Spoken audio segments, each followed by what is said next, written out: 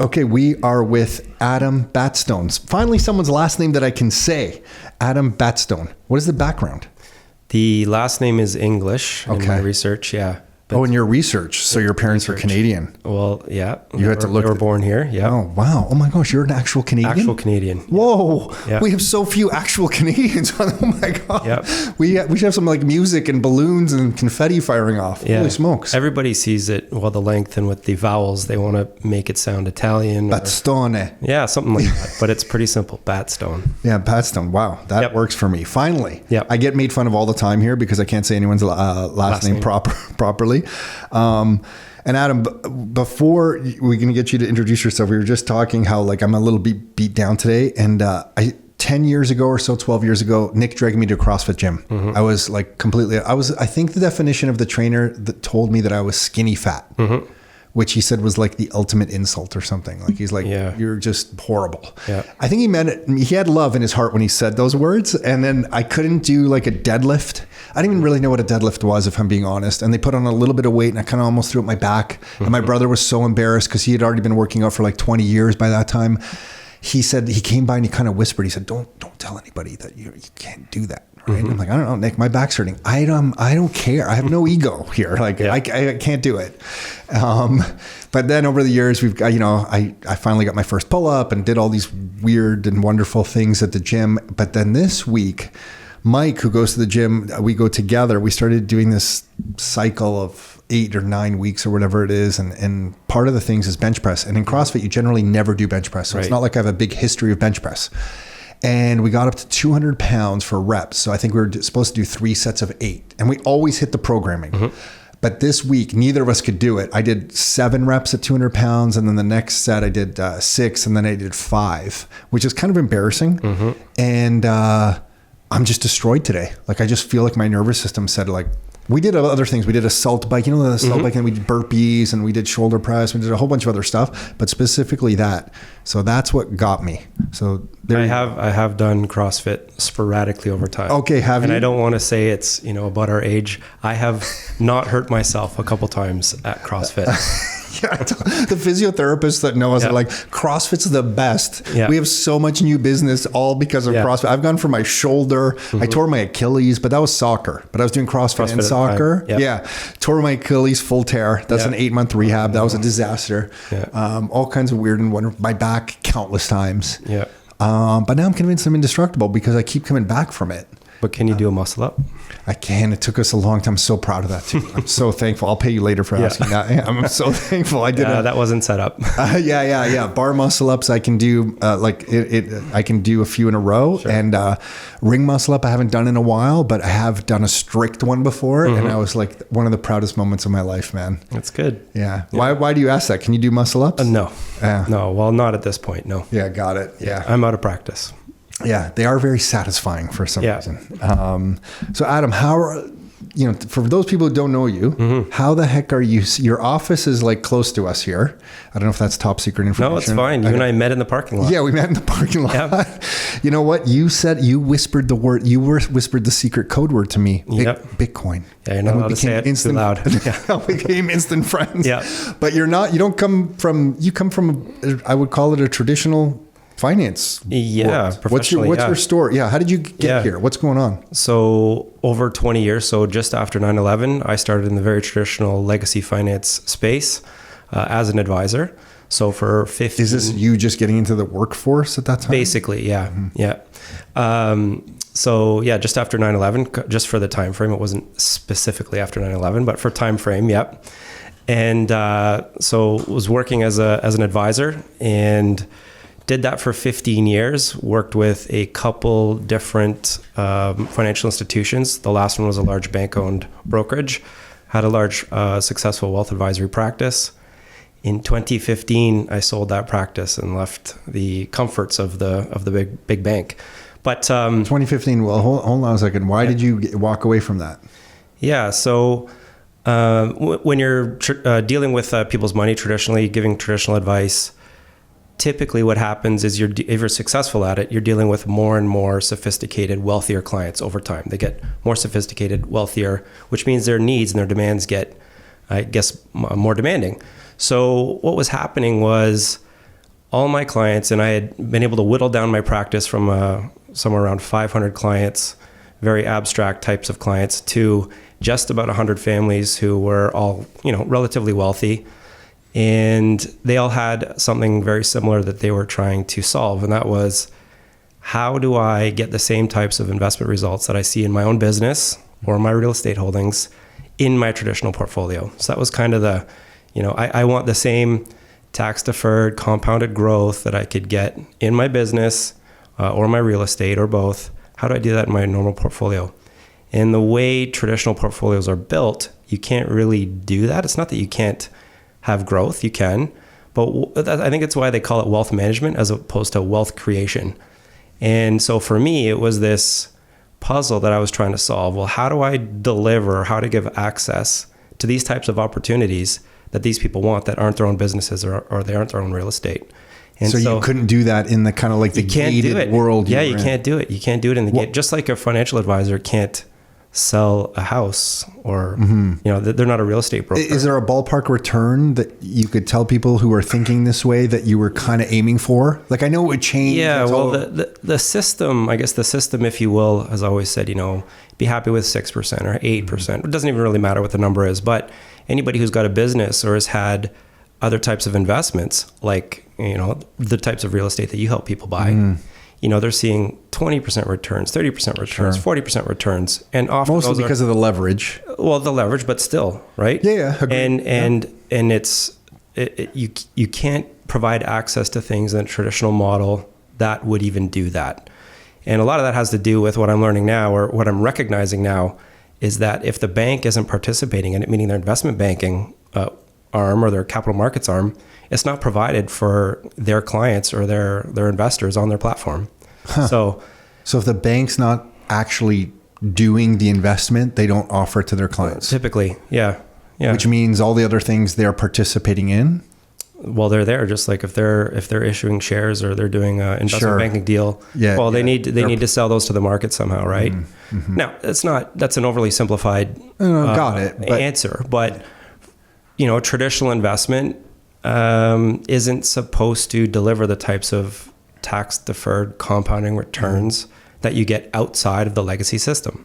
And so for me, it's not that I was the most sophisticated investor or portfolio manager in the world. It's just that you're doing what everybody else is doing. You're providing access to the same types of things that everybody in the country gets access to.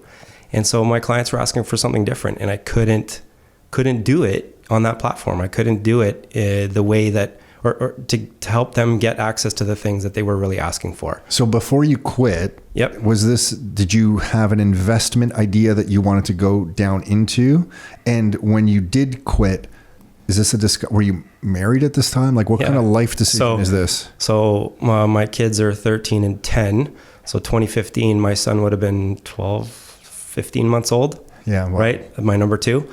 So yeah, this was at a time, it didn't just all of a sudden happen, in the mid of 2015 where that's it, I'm out. This had been building up over a couple of years.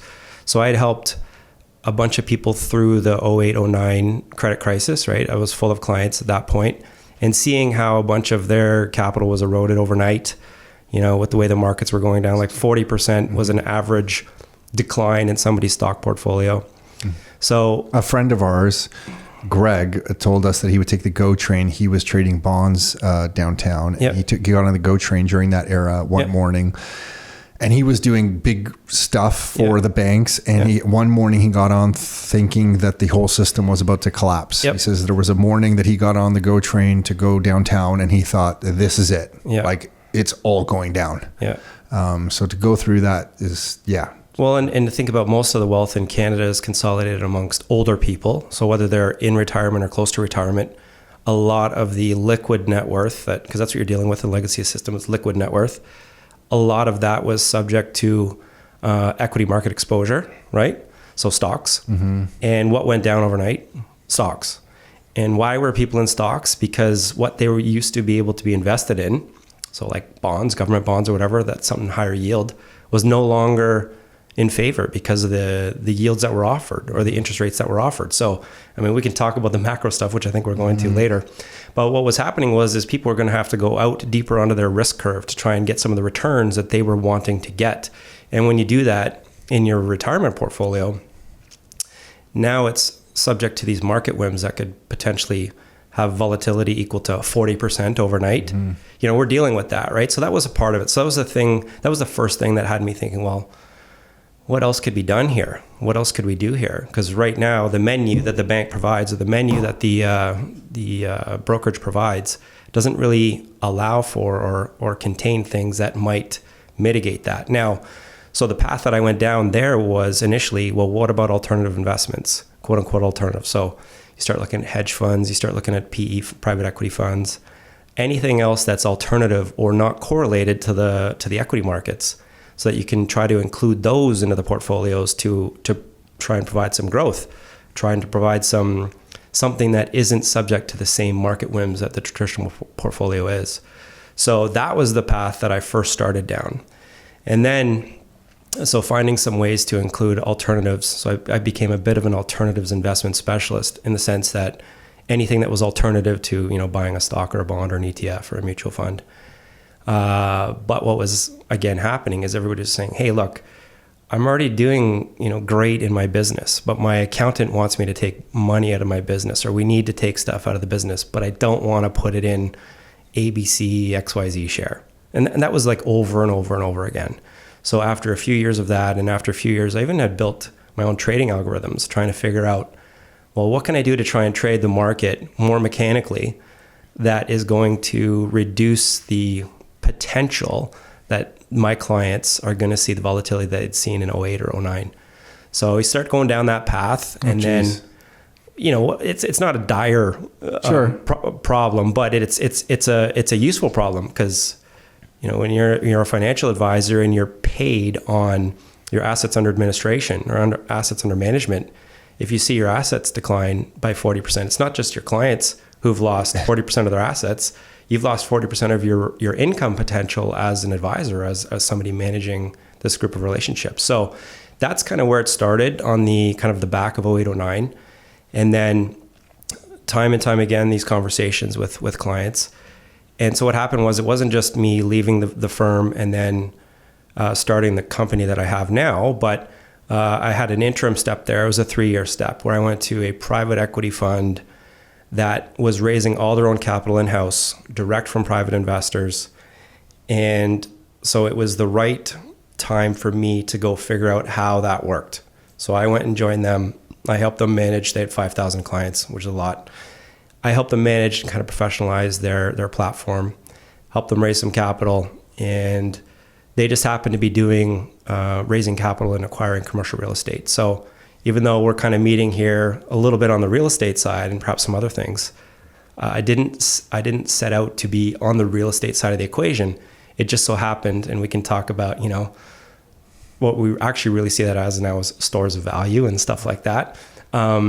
And so I was able to be a party to about $1 billion worth of real estate acquisitions over a 3-year period. Oh, cool. And wow. It's kind of, so you kind of get, learned a lot. Yeah, you learn a lot, right? Mm-hmm. And they were acquirers and managers, and so it was top to bottom there.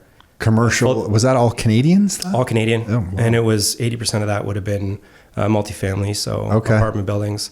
They had a retail portfolio, so large, like power centers and whatnot, and also an industrial portfolio. But those were small relative to the multifamily portfolios that they had, but all Canadian. So all Canadian investors and all Canadian they were assets. In this world because of the returns of real estate. I guess they were using leverage to acquire these properties. They were getting professional property. Was it property management in-house? Yeah, they managed everything in-house. Oh, wow. So they're great operators. Very good operators. Fully integrated top to bottom, which is also, I think, maybe part of the magic in terms of what they had. They were the sourcers of capital, meaning they had the direct relationship with the capital providers, meaning the investor. They were the ones acquiring, and managing the real estate. So there was no middle groups that were either soaking fees or distracting or removing the relationship.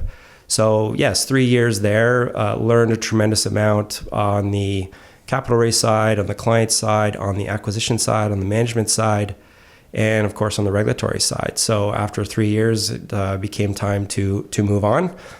What a great spot you found. Yeah, it was perfect transition. Yeah, it was luck, definitely. But also making myself available to the luck, I think, as well. So sorry to that step. I'm just trying. I'm trying to learn from the investments from you, but also a little bit of your life's journey here. Yeah. When you left the traditional financial planning role, investment advisor role to that role, was that decision difficult, or was that close enough where it was like, oh, I'm just changing jobs, no problem? Yeah, I didn't realize how much I was going to learn about the real estate side, about the institutional. So you got fortunate, yeah, very, very much so. So I say backdoored my way into it. Okay, but was the decision difficult? Was there a change in pay or a loss of income potential where it was like, oof, I don't know? Well, there was. So I was going from being a self-employed broker, if you will, even though tied to a brokerage, to an executive, right, at a large business, although privately held. Okay. So more definitely changing employee. Changing roles. So apart from the subject matter of investment and fund management and all of those things, there was an executive component that I didn't have much experience with prior to that. So getting immersed in 1,000-person business, executive team, kind of C-level type experience. That in and of itself was huge growth too, huge experience too. So yes, after 3 years, that was, again, time to move on. I took a little bit of time off to recalibrate. And as I was... How much is a little bit of time off? I took about a year. Oh, good. You had a good time. Yeah. Great. Okay. So it was... A little bit of time off for me is like 2.5 weeks. Yeah. A year is a good amount of time off. I had never done that. Oh, good for you. Congrats. And I had... So this is... Did you get bored? Well, here's the story. I got into sourdough bread. Okay. You got bored, but with all the right things. If you started baking, then you were searching. You were looking. Sourdough bread. Okay. That's a good thing to get into. Yep. I played about 80 rounds of golf that year. Oh wow, expensive. Yeah. Well, I'm belonged to a club, so that was more helpful. Okay. But that, and was able to pick up my kids and drive my kids to school, pick them up. They were a lot younger than at that point, right? That's awesome. So that was kind of cool. Did the golf game improve? It did. It certainly, although leveled out, it was kind of funny. I was playing with all the old retired doctors and dentists. Okay. And they wanted to know why I was. Who are you? Because I was in my early 40s, right? And why are you here? How are you able to even be here? So Nigel in the office, I can't remember if you met him. He's like a 4 handicap. Yeah, that's good. He can play.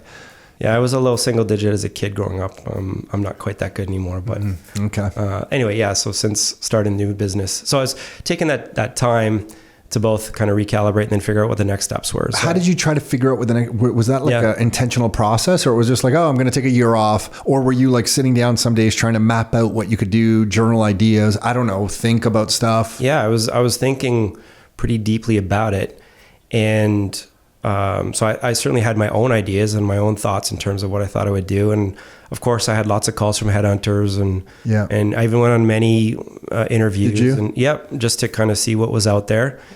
I would say, and my wife would say this too, that I'm unemployable, not technically unemployable, but unemployable in the sense that I definitely need to drive my own bus, I guess. I guess it's an affliction. You probably feel that. Yeah. Oh gosh. Yeah. I'm done. No one's going to take me. Yeah. But sorry, when you were going through that role, was that in the I'm just curious about some of the details there. Mm-hmm. Like when you were trying to think what you might do, was it a set time? Like every once in a while, did you get up early in the morning before the kids were up or anything? Yeah. Well, think about stuff. I'm typically an early riser anyway. Okay. So for the first couple months, honestly, it was a little bit more shock. Okay. It was more like panic. I got to figure something out. Right. Then, realize, okay, we're going to be okay. And, so it afforded me the ability to actually think through it a little bit. And so what I did to answer the question directly is went out to my network, the people that I had done business with before, as past clients. Oh, smart. Okay. Past people that know me, even if they weren't. You were using your network for advice. And it was an open-ended question. If you were going to do business with me, what would you come looking for? What would you be looking to get through me or with me or awesome or by or from me, right? So what that pointed to, and that really has more to do with the experience that I had at the PE firm, was we would come to you for real estate. And I thought, It's not the first answer that I was expecting. I thought many people would come back and say, well, you should go back to the bank and start another book of business. And now that you're more mature, you've seen a few things, you would probably be able to ramp up to where you were rather quickly and have a pretty decent practice, right? And that's what I was expecting people to say. I kind of would have too. Yeah, and not a single person, or not many anyway. Nobody with any meaningful influence on me or insights with me suggested that. So this was that they had concluded for themselves, I would imagine, that there was some potential in real estate. Yep. You had some pretty cool recent experience. Yep. Get me some of that. Or can you do that? And if so, we might be, or I might be willing that's what to, I meant. Yeah, that's what I meant. Like, you figure why out don't you do stuff. it? Yeah, exactly. Huh. And so that was, I guess, the little bit of market research that I did. And so toward the back end of that year, the real estate world. Well, yeah. Gosh. No, real estate's it's a wild world. It was almost begrudging in the sense that because when you're an advisor on the traditional world, I know. They do not like it. They do not like it. And when you're an advisor, well, when a client comes and says, "Hey, I need $250,000 out of my account so that I can go buy a property," you're like, "What do you mean?" Yeah. So, oh my gosh, let me talk to you about this a little bit. And you almost have who have you been talking to? Did you read Rich Dad Poor Dad? Right. Yeah. And it was almost as though our brokerage or our bank would provide us with the talking points on how not to have somebody do that. But no, in all serious, that would happen to me, not frequently, but a couple times a year. Clients would come and say, "Hey, I need some money out of the accounts to get some real estate." And it was always very, "Yep, no problem, we'll figure that out." But point being, I thought that people were going to ask or suggest that I just go back and that wasn't it. But anyway, real estate it was. And so what I did is I went in deeper into my network and say, okay, well, who do I know that's doing this? That's not at the scale that I had seen, but at least has some experience doing some of the commercial stuff in a pooled or PE fashion. And I've got a couple buddies in the business. And so I went to them and we figured out how to do. So the best way we figured out to do this was, let's see if we can do a project. Let's see if we can raise some capital and go buy a piece of commercial real estate together.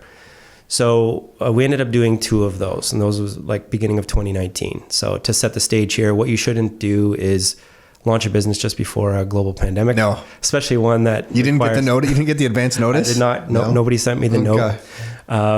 That said, we found a couple projects. We were able to raise the capital, and our first acquisitions were we bought a townhouse complex, and we bought a mid-rise, a fairly large mid-rise apartment building in Ontario. In Ontario, yeah, Hamilton. Good for you. Yep. Were you scared shitless, or no? I guess you had seen it for 3 years. Were you getting property management? You're not running property management. So in these first 2 projects, we took on a co-investor, meaning somebody who was currently doing it. And so we kind of used their experience and their balance sheet, if you will. Yeah. Because they already were market participants, and so we were just there to connect some capital to the opportunity. Now it was our opportunity that we had brought forward, but we were using our co-partner to kind of do the operations, the day-to-day and property management. Okay, that must have made you feel good. Got it. Yeah. Well, I mean, what's interesting, right? The people so when I was an advisor towards the end of like the last few years, everything that I was doing, it was easy to raise capital because I had experience and I had a track record, and it was almost like prescriptive, like going to the doctor. Hey, we're going to do this. I'm going to meet you. I can close you. And it's not even that. It's just, I can help you. Right. Yeah. So money would come. Yeah. Now it didn't start that way when you start out in business. But what's interesting is even relationships that I had in the previous world.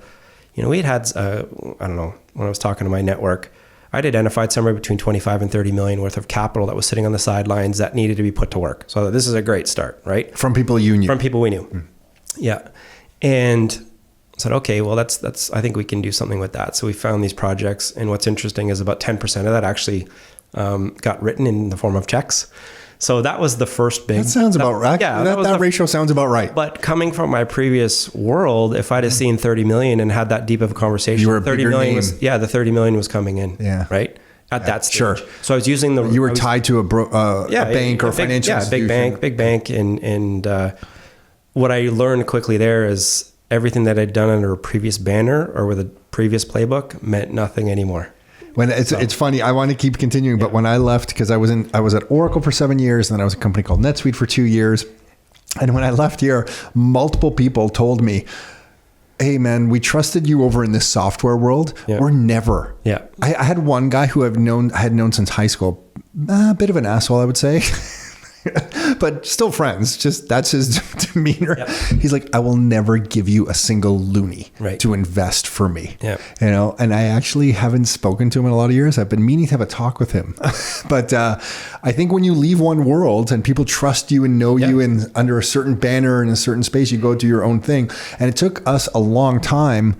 I think Nick and I had started like 5 years. And then all of a sudden I had some software connections almost start pouring in and say, I think maybe also they hit a point in life where they were looking for real estate type returns. Everyone kind of comes to that realization at some point.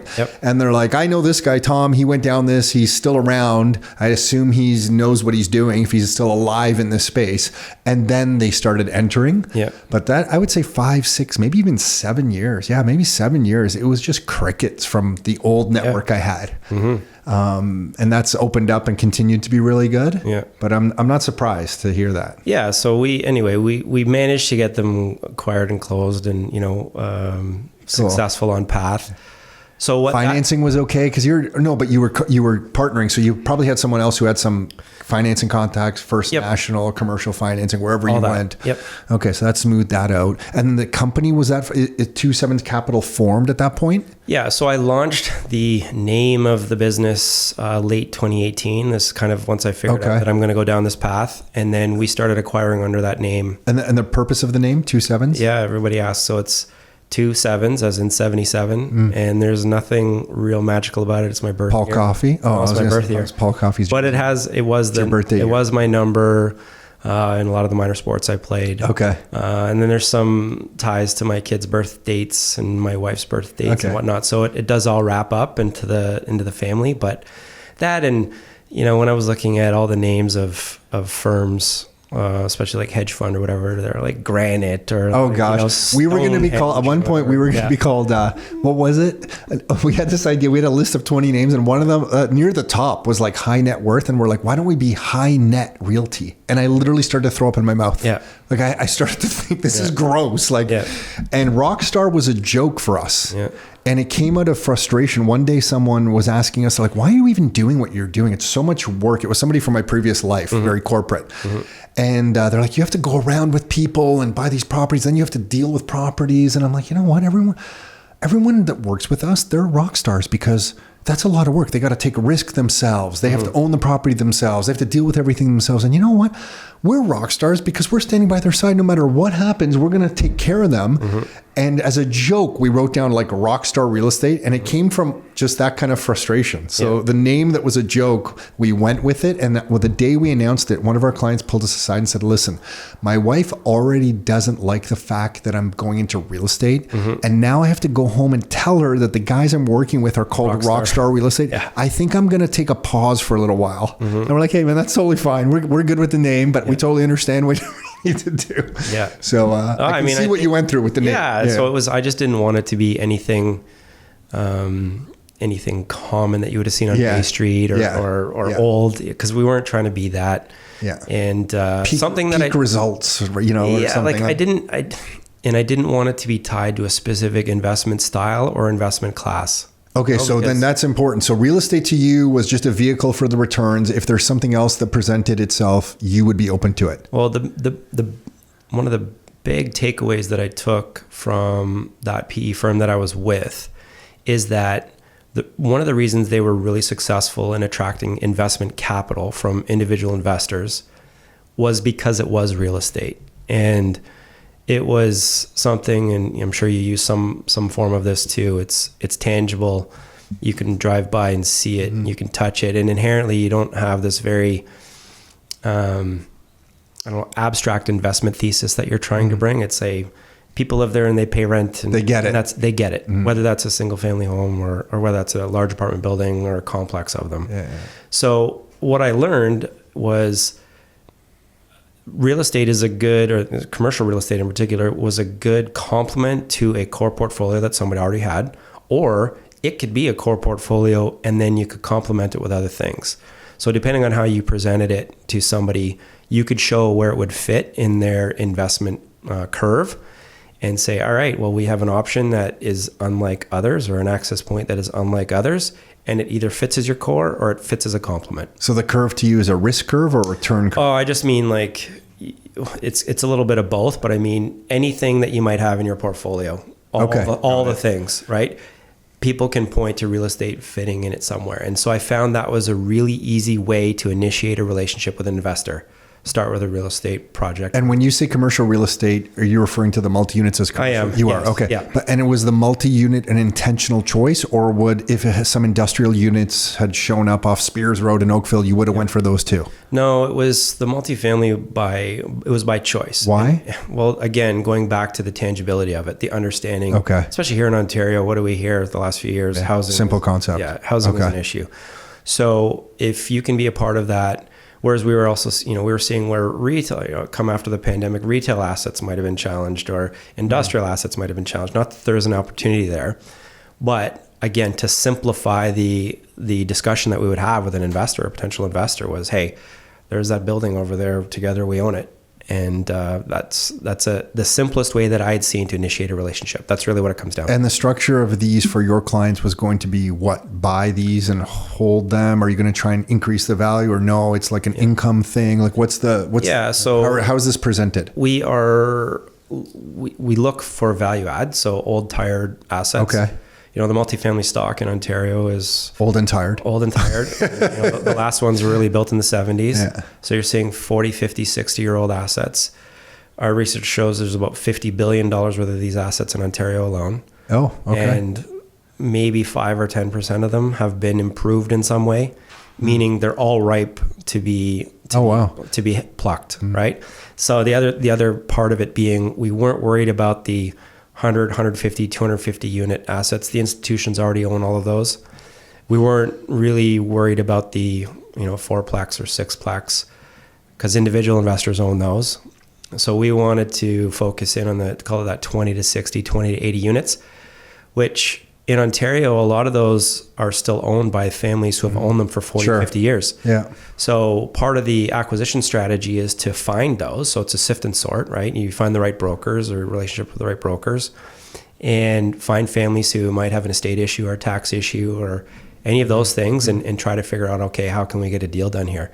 But we typically do not have an institution on the other side of a deal that we're trying to pursue. It's typically an individual or a family that's owned it for a long time. And that's what we found in that space. It's kind of like this off-market thing, like residential stuff. The way we do it here at Rockstar is mainly MLS. We have relationships with small builders who are building purpose-built student rentals or building brand new second suites with, a laneway, and they kind of approach us and we do get access to that kind of stuff. But when we went into the multi-unit space, because clients were asking us to go into that space, we were kind of surprised to learn, like, oh my gosh, there's a family, for example, in Kitchener, and they have like the father or the grandfather has like 8 buildings that they just still all own.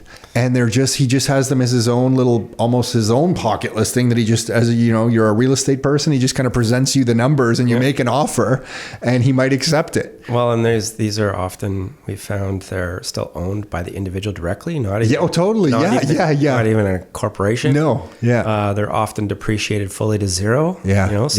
There's tax issues there.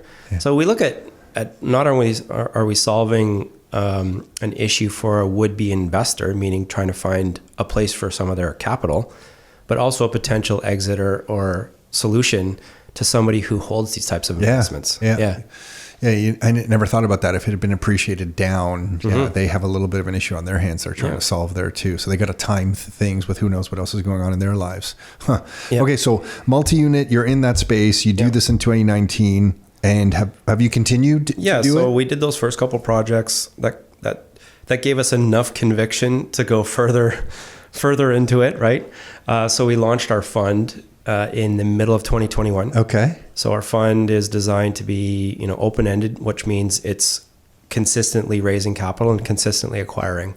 So it's more like a traditional private equity fund. Congrats on that. That's a big deal. Yeah, well, it doesn't feel like a day-to-day, right? Yeah. Because of, the challenges that we go through. But that said, I was looking just before we met, I was jotting down today So we've been able to acquire about 65 million worth of real estate, Awesome. 200 doors, in a couple of years, in some pretty challenging market conditions. Yes. So maybe the most challenging we've seen in like 15 years. Yeah, you've got asset inflation first, which sure, that feels good, and then you've got interest rates, and then you've got kind of this mismatch between what sellers want and what buyers want to buy for. So good for you. Yeah, it has been a weird time because when we started in this, we were helping investors in like 2008 buy single family homes on the Hamilton Mountain for like $220,000. At the time, there was 5% down investor mortgages. Jim Flaherty, the old finance minister, before he passed away, he had these. So you could buy these things at like $12,000. I'm laughing now because at the time we were still crunching the numbers. Like, this better not be a ripoff. Are we doing? And all my friends in Toronto were like, Hamilton, like, I can't believe you're out there. And I kept looking at the numbers going, these things are brilliant. Like, what am I missing? How come not everyone's running into these things? And now we look back and we're like, oh my gosh, $12,000. Why did we why did we not buy 18,000 of these things for ourselves? You just look back on those times and you kind of, not that we had the money even at that time to be able to do that, but you just kind of kick yourself. And then over the last 15 years, everyone feels like they've quote unquote done really well. But then interest rates go up in the last bit, and it's great if maybe you had the asset inflation, but if the income doesn't support the expenses, maybe you got a little bit too aggressive on refinancing and taking some stuff out, interest rates jack up on you, you think you're doing so well, and now all of a sudden it has been tight for like, I would say a year and a half. Every real estate investor that we meet, like literally every single one, is just kind of trying to batten down the hatches now, saying, how long is this lasting for again? It's the closest thing to remind me of 1990. So I'm born in 73, I'm a bit older than you. And I was, when our family went really through troubled times in that era, and real estate prices went, our father was flipping one property, went from 750 to 450 in about 4 months. Mississauga Road in Eglinton. It was like a luxury home he was just flipping. He bought off assignment outside the trailer on the gravel parking lot those days. And that almost just wiped us out. And the next few years was a deep recession, and real estate ground down for 6 years. And people that I grew up with in that era just cursed real estate. They're like, okay, I'm never, ever, ever touching this, which was like the worst mistake, because you kind of have to keep your investing style congruent with the monetary and fiscal policies that we play in, which is unfortunate. That you kind of have to like meet someone like you who's going to be in tune with like the monetary global macro stuff, the government, the local government's fiscal situation as well, to understand that like, oh, maybe real estate was bad, but assets are a store of value, as you were alluding to. So like maybe you should dive back in and don't dismiss it like you had in the 90s. It's really a weird time. Well, you've never, one of the brokers we were dealing with, had lunch with a while back. He had said something to the tune of, I haven't met anybody, he'd been around for 30 years or thereabouts. I haven't met anybody yet who said, I wish I had bought less. Yeah. Right? There was an older Italian guy that my brother-in-law knows who says that he went every piece of property he ever bought, he owns down on Queens Quay, and like he was buying way back. And he said, every time I bought a property, the day I bought it, I thought I'd get ripped off. 5 years later, why didn't I buy two? Like on that little street where he was buying, So it's the same, it's totally the same story. But okay, so you kept going with this, and now you're current, I guess, and this is something you're actively continuing. Yeah. So this is now the next phase is, now that we kind of figured this out, and we had done all of this, call it through friends and family, right? Through our personal networks. So we've raised, I don't know, close to $20 million over the last little bit. Now it's time to go to the next phase for us. And that means finding outside sources of capital, professionalizing our own internal operations for capital raise. That means dealing with regulators. That means dealing with other regulated entities. So we're going up the curve again. So does this mean more licensing on your side or something? Yeah. Okay. Yeah. So, and not just for us. I mean, you can continue to do this with third-party brokerages and agencies and whatnot. But for us, and we will do that, so that's kind of part of our next phase, but also for ourselves to kind of go down that path so that we can mass market, so that we can technically provide financial advice as a part of it, to not just providing access to something. So, that's part of what's on the map for us at the moment. So it adds, operational complexity to the business that has nothing to do with investing. And so has this journey then, the whole time you were in investments, did you always pay attention to the global macroeconomic world? I feel like you do now because we're eventually going to talk about some Bitcoin stuff. Like that just naturally tells me you paid attention to stuff. Were you always that way, or were you forced into it to try to figure out why is real estate good or bad? Yeah, so I wasn't necessarily. So the answer is yes. I was paying attention to the macro environment. So when you're a party to a large brokerage and you're a financial advisor, meaning you're licensed to provide advice, you have to keep keep aware of what's going on and have an opinion about it. You always have to have an opinion about. You have to have an opinion about rates or about whatever commodity prices. Doesn't matter, right? You have to have an opinion. And so I'd always been well aware and a bunch of self-study, and then just kind of found out what sources I liked or what sources I wanted to take in or internalize and form my opinions that way. As far as real estate goes, there's a big difference between commercial real estate and residential real estate, and I paint them both kind of broadly, but people think they're one and the same, and they are and they aren't. But how their prices act, how you transact with them, how you value them, they're very, very the different. Stuff we play in. I tell everybody, like, because people from real estate, the commercial space will always talk about cap rates, and I'll say, well, you know what? When you play in this like residential, the smaller residential stuff that we play in, the value of the property is greatly tied to the overall residential real estate market. Right. So you can talk about income and expenses all day long. Right. But really, if there's one area that's just going to pump up because everybody wants to move into that area because of the high school that is highly ranked suddenly, those property price, if you have a rental property in that area, it might jam way up on you in price, in value or dollar price or whatever, and your rents haven't changed at all. It's just greatly tied to the comparables. Right. Whereas multi-unit commercial stuff is going to be tied more like maybe a proper business, and look at the 100%. income and the expenses. And people don't seem to grasp that. I look at that as a weird advantage of smaller residential real estate if the structural fundamentals of the area are to your advantage. Like if people are moving away and you're losing population stuff, you absolutely don't want that. You want the income to support the value of it. Yeah. So it's definitely a double-edged sword. We've just been fortunate to have the fundamentals that have been like pushing the residential values to the max. Yep. But yeah, I can see that. So you have to explain that kind of stuff to people then for sure. Yeah, we make it pretty simple. It's just, hey, with your residential stuff, your house is pretty much worth something similar to what your neighbor's house is worth. Whereas 2 apartment buildings built by the same builder in 1970, one's got one manager, one's got the other, they could have vastly different for sure values. Yeah. Right?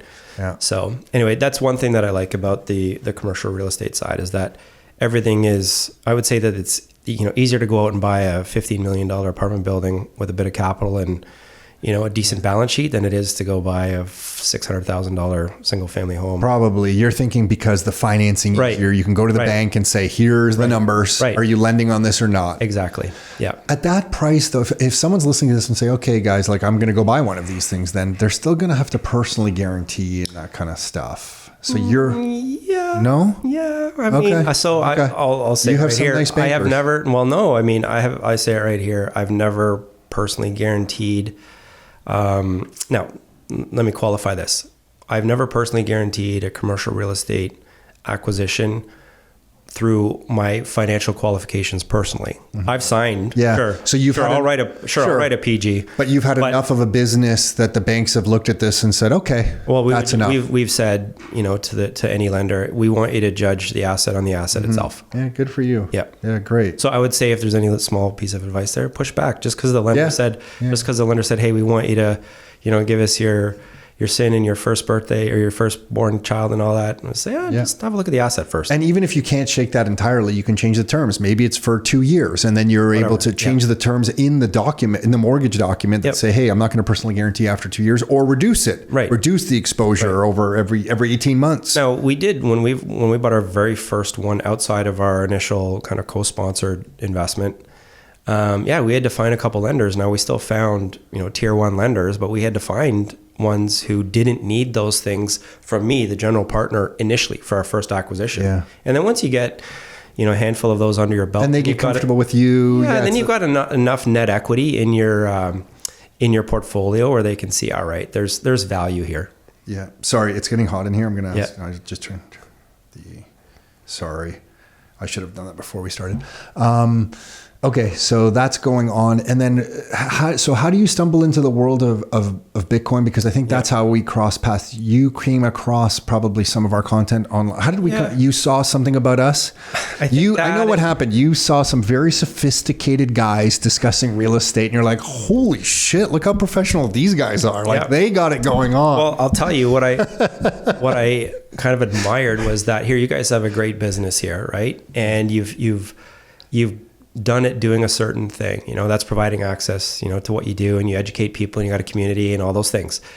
And then I see you guys talking about Bitcoin. So I'm like, those guys have some balls, to you know how funny people have recently told me that? To commingle the two, right? now, I mean, practically thinking, I'm like, well, these guys have, some guts to do that. Yeah. But I also understand exactly why, because I think it's intuitively the next thing. It's the next conversation that has to be had. So I went down the path. So to kind of clear it up, I had actually started trading Bitcoin futures in one of my trading models. Wow. But I understood nothing about Bitcoin. You just saw price action. I saw price action, and we were including in our portfolios volatility, and you could benefit from that. Right. So it was included in the model. It was included in the models. The problem was, when was this? This is like 2015, 2016, 2017. Now, the problem with that was, and especially as a futures contract, so it wasn't even the spot ETF or Bitcoin itself. It was the futures contract.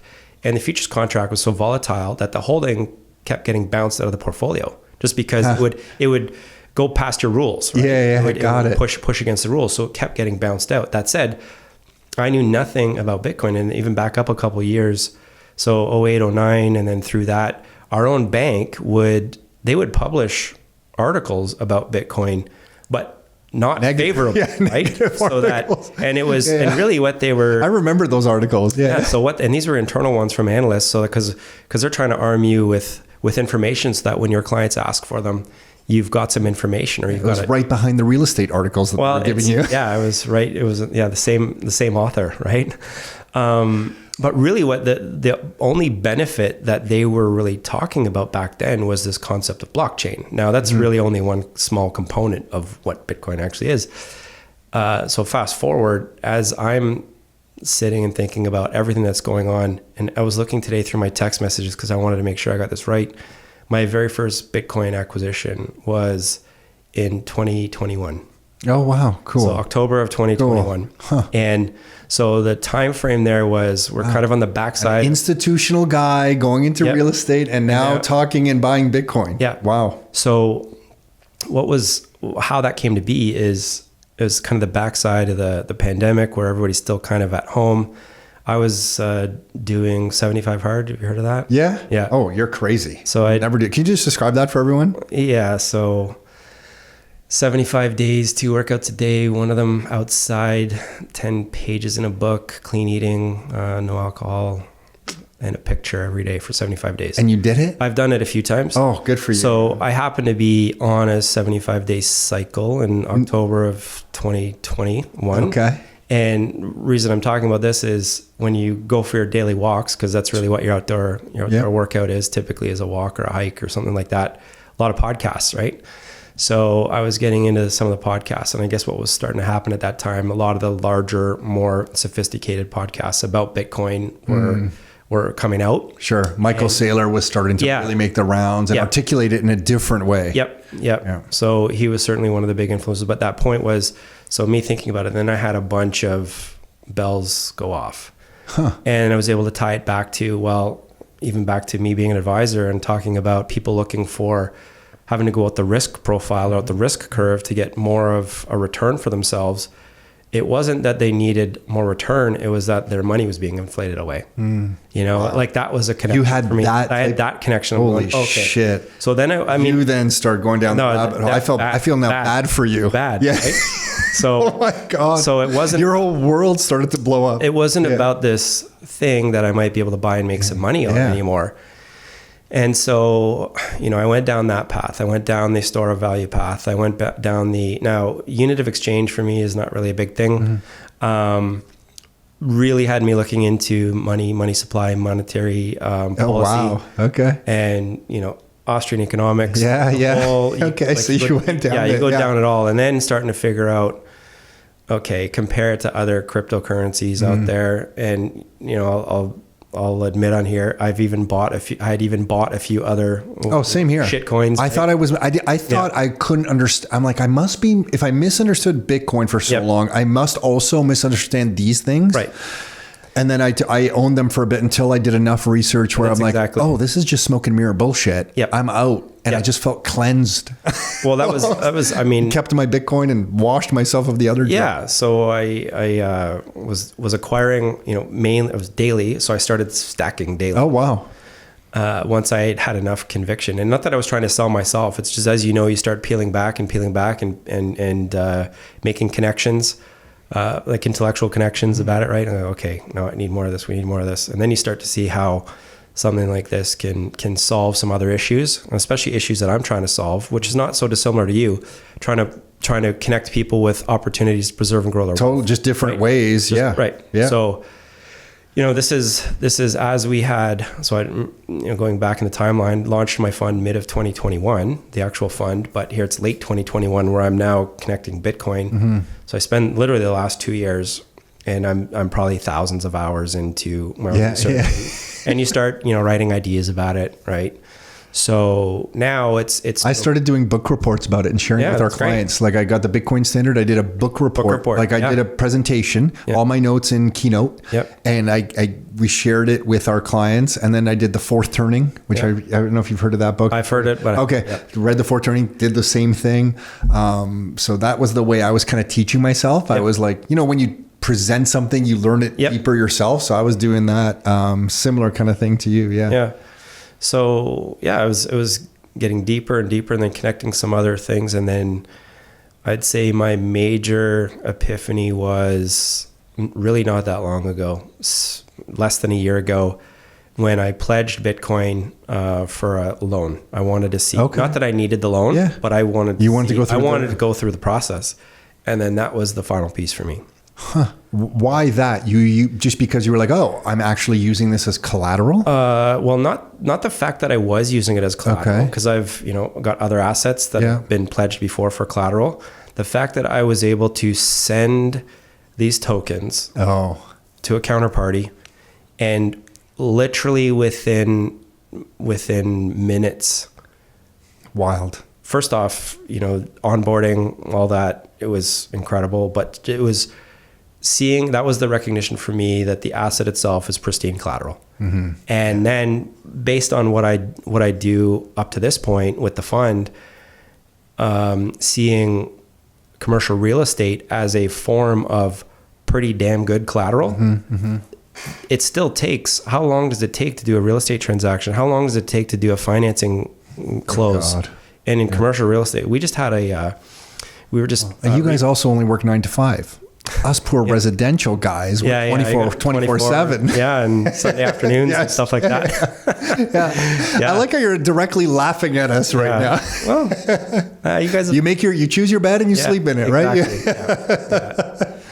right? So that was where I was like, okay, I see a lot here. And then, to go even further, and I'm like, okay, well, where do we see this going in the future in terms of, collateral? So if you're going to pledge this as collateral, what about price volatility, right? Because that could be a concern. Then I start looking at power law, right? I don't know if you've gone down that path. So that's looking at price action into the future and adoption, and whether that's hash rate or mining or so I'm thinking, okay, what's like when you look into the future and you take that lens, you recognize how much more pristine the collateral will be. Why? Because now you're like, oh, I have some model that seems to be able to project into the future that gives me confidence now in this thing? Well, because the only reason for that to keep following the law or the power law is if adoption continues. The way that this is going to work going forward,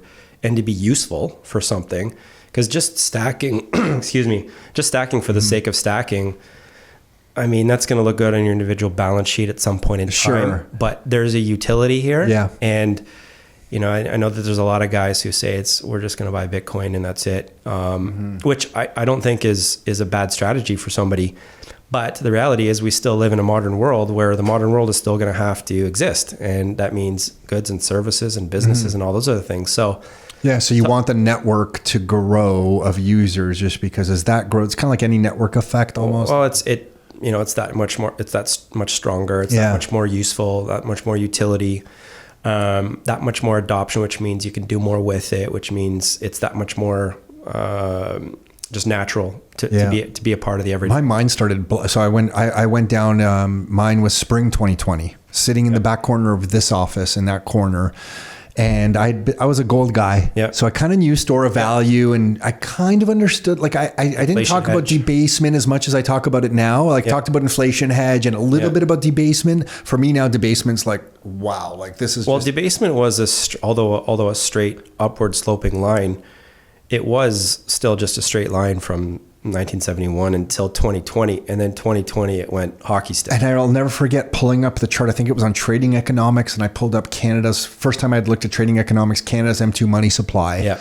And because I go to the St. Louis Federal Reserve's website for all the Fed's charts, but this was just whatever, generic website that maps some of StatsCan's data. And when I saw that just was like, that kind of just hits you like, wait, so there's been a game-changing moment here. And I don't know if it comes back in line, but I need to pay attention. And the network, I had this interesting experience where a good friend of mine, actually CEO of a company here in Canada who's transferred over to the UK. I was going to a Bitcoin conference in the UK. I think I mentioned to you, it was Peter McCormick's cheat code. And he, I just mentioned to him, hey, I'm going to be in the UK. Yep. I'm going to this conference. I know you're close by. Let's meet up. And he's like, oh, like I'll come. And I'm like, oh, it's like, he's in the traditional payments industry. Yep. And I'm like, okay, I didn't want to tell you, but like, it's a Bitcoin conference. I just want to go there. And I didn't want my old corporate world was you go to conferences in Las Vegas and stuff, and you don't actually go to any of the conference. You're just like at the tables, gambling and going out a little bit of networking. Yeah. A bit of networking, having some drinks. And I told him, I'm like, you don't understand. Like, I'm a real geek with this stuff. I actually want to go sit and listen to these people. So I'm not there to like go have some drinks at the bar and stuff. I'm actually going to pay attention. I want to chat with some of these people. They're like super intelligent. I'm really excited. I'm a geek. That's what I said. And he said, no, like I want to join you in this. And he came to it. And at the beginning of the conference, the host, really nice guy, but he's just trying to hype everybody up. And he started screaming Bitcoin. And everyone started screaming Bitcoin. And he turns to me and he's like, what kind of cult did you, what did you bring to me? But can I tell you, by the end of the day, listen to who we listened to. Jeff Booth, Lynn Alden, Preston Pish, Max Hillenbrand, a 27-year-old Austrian economist professor in Germany that will just blow your mind on how intelligent he is around Austrian economics. He's up there talking. By the end of the day, my friend, really smart guy, he turns to me, he goes, how do I buy some of this stuff? Like, I'm like, you don't understand what you just got. You just got the literal cheat code. You got the fire hose of information from like the best of the best. But to his credit, he had grown up in South Africa. So he saw debasement. Yeah. He saw debate. It all just started clicking. And then we went for coffee at the cafe next door. And Peter McCormick had gone to the local restaurants and, convinced them to accept Bitcoin. And it's like, it was a, nice little coffee shop, and she starts accepting Lightning payments. And I pay for my espresso, wallet of Satoshi, make some Lightning payments. Boom, it comes up on her phone right next to the register. She's excited about it. And his mind's just blowing. And once you see the Lightning network work in a real time. So once you see it work and then you see it in real time like that. And then I had this one experience where I ran out, and Jack Mahler's the young guy who's starting Strike. I think that's his company name. He's outside next to this espresso truck, that pop-up espresso kind of truck. And I wanted to take a picture, totally like one of those things that was like, I wanted the picture with this guy because I love it when he goes on CNBC and just like ragdolls everybody on there with his opinions on Bitcoin. And my son's a big fan. So I used my son as a total excuse, but he was talking to somebody who was about to leave, and I was buying the espresso and the guy was taking Lightning. And I was so thrilled because as I ordered the espresso, I paid with Lightning, and it was so fast I didn't miss him. So I was like, oh my gosh, like this stuff's actually working. That was another interesting one about Lightning for me was, so I had Lightning on a phone, right? Lightning wallet on my phone, obviously. And I'd had a small balance on it. It might have been the equivalent of about $200 or something like that. And then I got a new phone, and I couldn't remember how to log into that particular wallet, Lightning wallet. So I just opened up another Lightning wallet on my phone, and it's over like immediately, right? And I'm thinking, oh yeah, it's cool. The utilities. Yeah, it's cool. So as you go down that, because to me, I sometimes get into this discussion with some people. They're like, okay, I'm finally seeing that it's a store of value. I don't see it as a medium of exchange or a unit of account. And I kind of tell people, I'm like, listen, if we win with it on the store of value front, if it does achieve that, medium of exchange will likely evolve, because there's going to be people who have bought it, maybe like yourself and myself. At some point, you're going to want to exchange some of it for some lifestyle thing for you, your children, or something. Yeah. So it will eventually grow into, if it is to succeed and have a lifespan that we think it will ooze its way into medium of exchange. And even unit of account would be the last thing for people to think in Bitcoin terms. Would definitely be the last kind of stage. Well, I mean, unit of account, you could just look at it as exchange rate. Yeah. Right? Yeah. Like it doesn't, that thing I don't think is a very natural thing if you're born in dollars and always thinking dollars. But I have to tell you, I've had this freaky experience just with Nick and I talking about some stuff over the last maybe 6-9 months. I have started thinking about things in terms of Bitcoin terms. Yep. So for example, my wife was going to, buy a car, and then I was just immediately like, oh, how much Bitcoin is that? And then a few months later, the prices changed in Bitcoin, and I'm like, oh, that car just went down in price in Bitcoin terms. Yep. So like there is something in my brain happening where you're starting to think, oh, if I save in this thing, something like a full out brand new SUV actually gets cheaper over time. Anyway, I'm going on a tangent, but for you to, were you going to say something? No, I was just going to say, I've gone down the exercise of pricing our real estate portfolio in Bitcoin terms to see that weird, change right? over time. No, it is. And you can immediately get concerned until you recognize what's going on. And then you go, and then so the connection for me is, all right, how do you acquire more of it so that you can acquire more of this other asset? Okay, and so is that where you're at? Like, how does these two now interplay for you and 27's Capital? Where are you at with things? So I think the next phase, not to scare everybody, the next phase for the fund, I'll probably have two versions of the fund, one that's participating in Bitcoin, one that isn't. And really what we will do with it is we will do like Michael Saylor's playbook. It will be on the Treasury, if you will. So the first thing, you're turning shady dollars into Bitcoin, and then you're using that as collateral or co-collateral or cross-collateral for acquisition of real estate. So instead of taking your fiat money and then using that as part of your down payment or whatever else you're doing, convert it first to the harder asset, and then use that to buy the currently useful asset if you want to talk about real estate, right? So it's and you think you're going to be able to get banks to deal with you in this capacity? Aren't they going to look at that on your balance sheet and go like, yeah, but you actually don't need to deal with the traditional banks if you're going to do it that way. There are other lenders who are already using Bitcoin and real estate as co-collateral on deals. There are some. Yep. Oh, in Canada. Yep. Oh wow. Yep. Okay, cool. Yeah. For commercial real estate. Yep. Okay, because I've never heard of that in residential in any sort. Yeah, I'm not sure about residential. So some we know are starting to recognize it as as part of your net worth. Yeah. Like we're starting to get to that point with some of them, but nothing what like you're describing. So you could the simple version is that you could use Canadian dollars, US dollars, whatever, buy the Bitcoin with it, hold it in the Treasury, use that leverage that you're getting by holding that asset as collateral as well as the real estate itself and get a deal done that way, get a mortgage done with it that way. If you can't find a lender who's going to do that, then what you do is you take in the dollars, you acquire the Bitcoin, you then get lent dollars back again using the Bitcoin as collateral, and then you use those dollars as a form of your down payment. So what you're doing first is if the thesis is that your dollars are crap, convert them right away to something hard, and then use the dollars again to get what you need in the market. So if you do need a down payment, use it the second time around, and then get the traditional financing. With the Bitcoin as collateral to help you do that. You wouldn't need, in that second form, you wouldn't need the Bitcoin directly as part of the collateral for the real estate acquisition. Because really what you're doing is you're just borrowing off your own treasury and you're getting dollars out of it. So the real estate transaction is separate. So it's like cash in, acquire the Bitcoin, use the Bitcoin as collateral, get cash back. So finding someone to give you cash back on that collateral. Cash back on the collateral of the Bitcoin, that's pretty simple. There's a lot of players out there now. Just really saying like, how do you acquire real estate with this? Well, you don't, if you're concerned about traditional lending, you don't actually have to have the Bitcoin as a part of that because you're taking cash from that Bitcoin anyway. The whole point of it being, take the dirty money in, convert it right away, and then use it. Good asset, good collateral. Yep.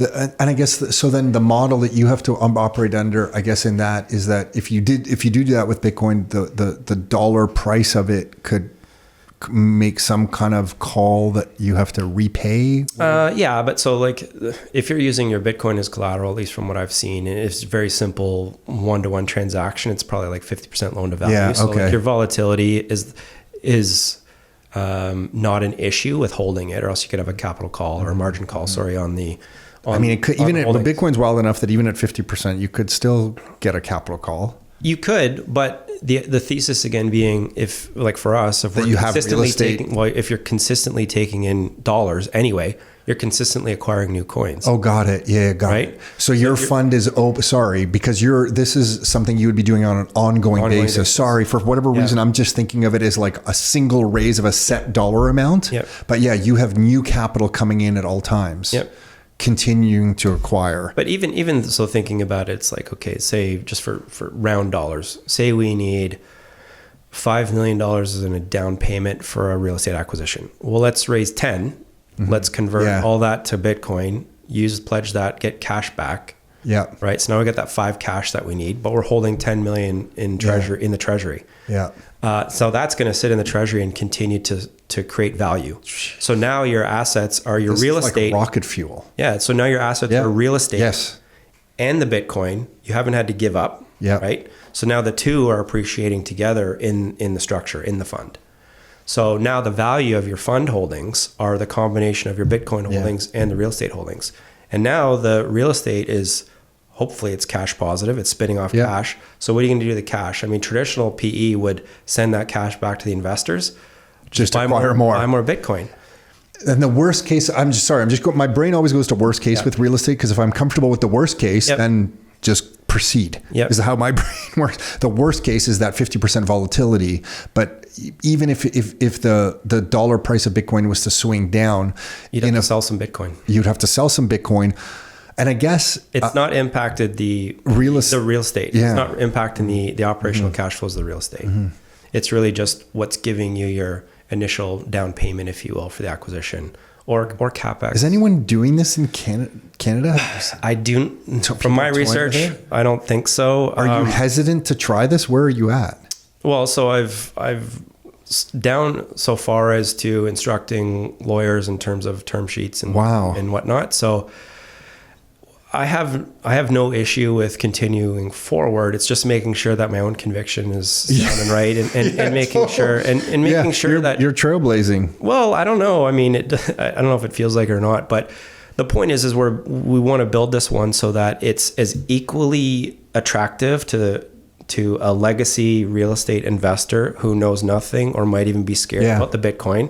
Mm-hmm. It's not really even a Bitcoin discussion. It isn't, but there's so much power there that at some point in time, the power of it's going to be felt. Correct. Right. The flip side of it, it could turn into a Bitcoin fund just if the power law, whatever you're using as your particular model, it actually could turn into a weird thing where, I don't know if you can be ever overexposed to Bitcoin, but the value of the Bitcoin in that fund could get really interesting. I don't know. Would you say to any real estate investor, they're overexposed to real estate? No. Yeah. No, agreed. Right? I'm just thinking it's like the good problem. Yeah, it's like the very good problem. So it's like taking, Saylor's view of having Bitcoin on the corporate treasury. Yeah. And then the other idea of just figuring out, but you could do this with any other business, right? Like tahinis. Mm-hmm. They put Bitcoin on their balance sheet every day. I just saw Ali on Friday. Yeah. So it's no different. No, it's just using you're doing it in this model. Because if you do believe that your dollars, once they've finished doing their useful work in the market, are eroding in value, then you're going to want to do everything you can to stop that. How did you get yourself to the point where you've concluded that they're eroding in value? Because you seem to have conviction in that sentence. Well, it's just anything that you do in the market, look how expensive everything is. Just that alone, right? Whether it's asset inflation itself, it's nice when you hold assets and you get asset inflation, but if you're trying to acquire assets and they keep inflating in value, they keep running out of your purview, right? You can't get them. But other than that, just as a consumer, whether that's groceries, whether that's travel, whether that's anything, and that all has to do with, the debasement of currency, the debasement of our savings. So I feel like it's a good way to quote unquote save without feel like you're saving, and to preserve the value of what was old crappy money. Do you think you can articulate this message to your clients in a way that they're going to be interested in this? Yeah. So I've been working through a way of how would I describe this to somebody who is, like I was saying, an old legacy real estate investor yes. that has no either conviction or no desire to even go down that BTC path. Yeah. So we've got kind of a way to talk about that. And that's just talking about real estate. Yeah. That's just, hey, you get this. We're going to go buy that building. It's got positive cash flows. We're going to reinvest the cash flows. And that's it. Or this is equally interesting for somebody who cares not about any other asset class, only cares about Bitcoin, and go, here's a way that we're putting it to productive value, and we're figuring out to use that productive value to get more of it. So it's a flywheel. And the bottleneck to you doing this would be, but it sounds like you've overcome it, would be any lenders who would lend against this. But you're thinking that's not an issue. That problem. It's not an issue, and it's certainly something that isn't going to be. It'll get easier. It'll get easier over time, and I think even this week or last week in Congress in the U.S. I'm going to get the terms right, but there's some direction, whether it's whoever regulates the banks there, that they'll be able to they'll be able to custody BTC on behalf of their clients, which really means they're going to be able to hold its collateral. That's fucked up. Sorry, I'm swearing. To just think that we're coming to this point. Yeah. And I feel like I'm really late to the party, by the way. I think for some people listening to this, they're going to think you're really early, but I can see where you're coming from. But to me, it just kind of fulfills this idea of and I think you're the same, that this is the most pristine form of property, like Michael Saylor would refer to it, just straight the best form of money I've ever seen. And the fact that it's like this bearer asset thing where I can just like transmit it to you through the network. And that you can confirm that you have this. Like, we're not playing games here. Like, hey, I got this collateral over here, but you really can't audit it, or come by twice a year and check that it's here. Right. This is like, I can just give you an address and you can see that I have it, and I can sign that UTXO, and you can know that that's me controlling that UTXO, or it's just wild. Yeah, like think about it. If we held in the treasury of the fund, you get a couple third parties as custodian, co-custodian, give all the clients the address. When have we ever seen that? When have you ever seen that? Your bank isn't doing that. Yeah. No. Yeah. It's like a brand new world. Well, and so how do we use it, right? Adam, you seem like you've convinced yourself. You're like blowing my mind that you're talking about it. I think you're kind of blowing my mind the way you're discussing it, because I feel like you've just concluded, like, this is going to happen. This is happening. We're going to do this. Yep.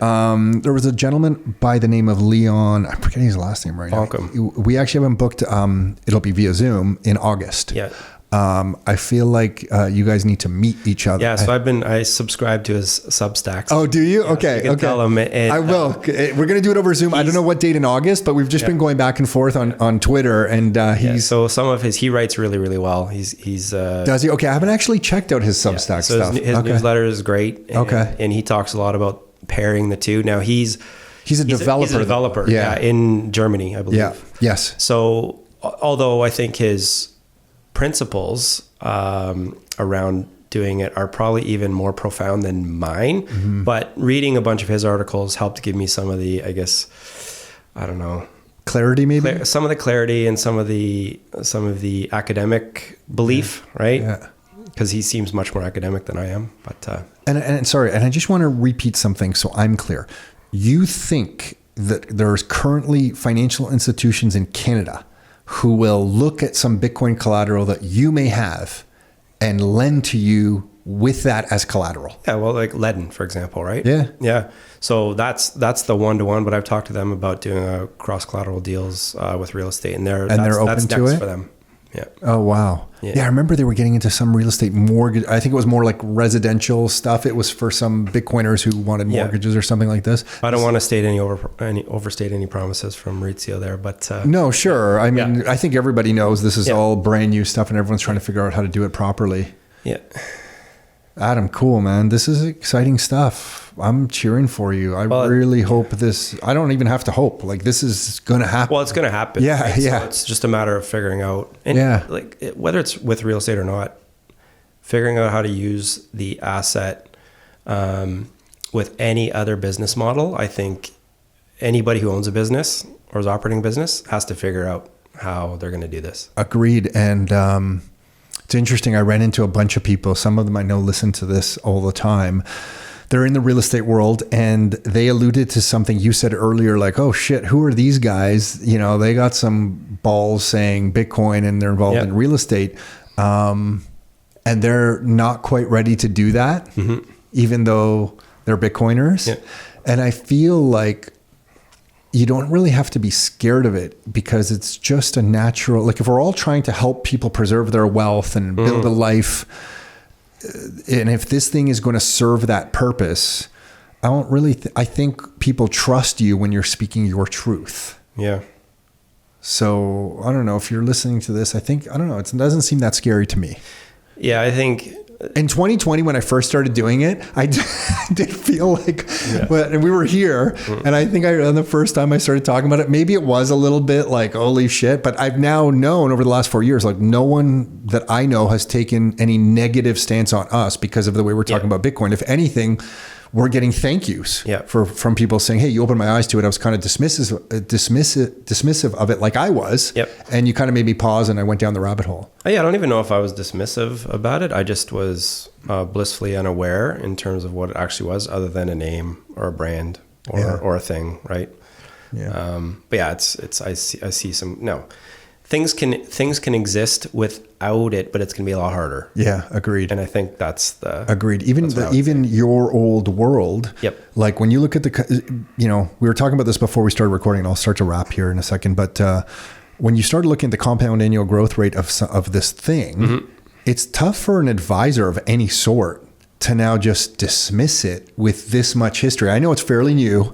You could still play that card, I guess. Well, 15 years now. I know. So like I guess you could play that card. But if you look over just the last 4 years, this is what blows some of my friends away, is that they know that it really went up a lot, came down, kind of went back up. They maybe bought there, and then it came down and they kind of dismissed it. And now they don't even know that it's kind of gone back up to where the price it's at today. And if you tell them the compound annual growth rate through all that volatility, they're completely blown away. Like they can't believe that. And I haven't run today's number, but this month sometime it was like 71% compound annual growth rate from 4 years ago. Yeah. And that's like an astronomical number. Yeah. So I just did so I had, I don't know, maybe a little bit of numbers in front of me. 5 years annualized look back. Okay. Right? So rolling 5 years right now is about 55%. Oh, wow. And 10 years, it's about the same. So like that's like when we're talking about like trying to hit 6, 7, 8%. Or when your advisor says, well, we got you 3, you should be happy. Yeah. Even though the markets were down, but his fees were 1.5. Yeah. I don't know. Let's not talk about fees. Yeah. Agreed. Yeah. So Adam, cool. Thank you, man. We're probably going to bug you as I see you in the parking lot to come back on and give us an update of where you're at. I appreciate the invite. Yeah. And we are car neighbors, right? So totally. We totally are. There's a lot of Teslas out there. Yeah. All together too. So 27capital.com. Yeah, that's the website. Anywhere else to find you or learn about what you guys are doing? Yeah, I mean, that's our business address. But I would say where I'm starting to get a lot more active is on X or Twitter. Cool. And that's at Adam Batstone, same thing. Awesome. And I mean, I am on Instagram. That's a little more personal, but more business stuff coming to and through X. Okay. Yeah. And LinkedIn as well? LinkedIn as well. Yeah, just my name. And our firm is there too on LinkedIn. Yep. Adam, awesome. Getting to know you better is really exciting, and it's fun to see what you're doing, you know? Yeah, thanks for having me. Much appreciated. Yeah. Yep. Hey, thanks for tuning in. You can find every new episode of the Your Life, Your Term show on all the major streaming platforms. So Spotify, iTunes, Google Play. And if you'd like to get free copies of some of the books that we've put together, like these right here, or some of the reports that we've put together, like these right here, you can find all of those at www.rockstarinnercircle.com. That's www.rockstarinnercircle.com. That's it for now. Until next time, your life, your terms.